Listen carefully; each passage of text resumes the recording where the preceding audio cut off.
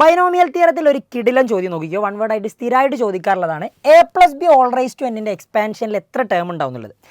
Binomial, അതായത് രണ്ടാൾക്കാരുണ്ട്, പവറിൽ ഒരു ഇൻഡെക്സും ഉണ്ട്. അപ്പോൾ നിങ്ങൾ ചെയ്യേണ്ട കാര്യം എന്താ പറയുക, എക്സ്പാൻഷനിൽ ഇവിടെ വരുന്നത് എത്രയാണോ അതിനോടൊന്ന് കൂട്ടി കൊടുത്താൽ മതി. അപ്പോൾ A plus B whole raise to N ആണെങ്കിൽ എക്സ്പാൻഷനിലുള്ള നമ്പർ ഓഫ് ടേംസ് എന്ന് പറഞ്ഞാൽ n+1 ആയിരിക്കും. സിമ്പിൾ കാര്യമേ.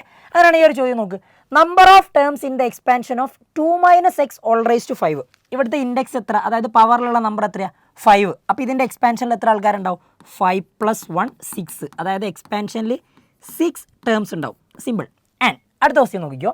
Number of terms in the expansion of x² + 2x + 1 whole raise to 3 is എന്നാ. അപ്പോൾ നിങ്ങൾ സ്വാഭാവികമായിട്ടും പവറിൽ 3 അല്ലേ, 3നോട് ഒന്ന് കൂട്ടി 4 എന്ന് പറയും. അല്ല, നമ്മൾ ബൈനോമിയലിൻ്റെ എക്സ്പാൻഷനാണ് പറയുന്നത്. ഇവിടെ എത്ര ആൾക്കാരുണ്ട് നോക്ക്, 1 2 3. അപ്പോൾ ഇതിനെ നിങ്ങൾ 2 വേരിയബിൾ വരുന്ന രീതിയിലേക്ക് മാറ്റുക. അതായത് x² + 2x + 1നെ നമുക്ക് മാറ്റിയിട്ടുണ്ടല്ലോ, x + 1 ഹോൾ സ്ക്വയർ എന്ന് എഴുതാം. അതെങ്ങനെയാണെന്നല്ലേ, ഈ x + 1 ഹോൾ സ്ക്വയറിൻ്റെ എക്സ്പാൻഷനാണ് x² + 2x + 1 എന്ന് പറയുന്നത്. അതായത് x + 1 ഹോൾ സ്ക്വയർ ആണ് x² + 2x + 1. അപ്പോൾ ഇതിനെ മാറ്റിയിട്ട് x + 1 whole square whole raise to 3 എന്ന് കൊടുക്കാം. അപ്പോൾ ഇത് a raise to m whole raise to n ആയി. ഒന്നുകൂടി അടിപൊളിയാക്കി എഴുതിയാൽ x + 1 ഓൾ റൈസ് ടു 2 × 3 6 എന്ന് വരും. അപ്പോൾ ഇതാണ് ഇപ്പോൾ നമുക്ക് എക്സ്പാൻഡ് ചെയ്യേണ്ടത്. പവറിൽ എന്താ നോക്ക്, 6. അപ്പോൾ നമ്പർ ഓഫ് ടേംസ് 6 + 1 7 ടേംസ് ആയിരിക്കും അതിലുണ്ടാവുക. ഈസി അല്ലേ?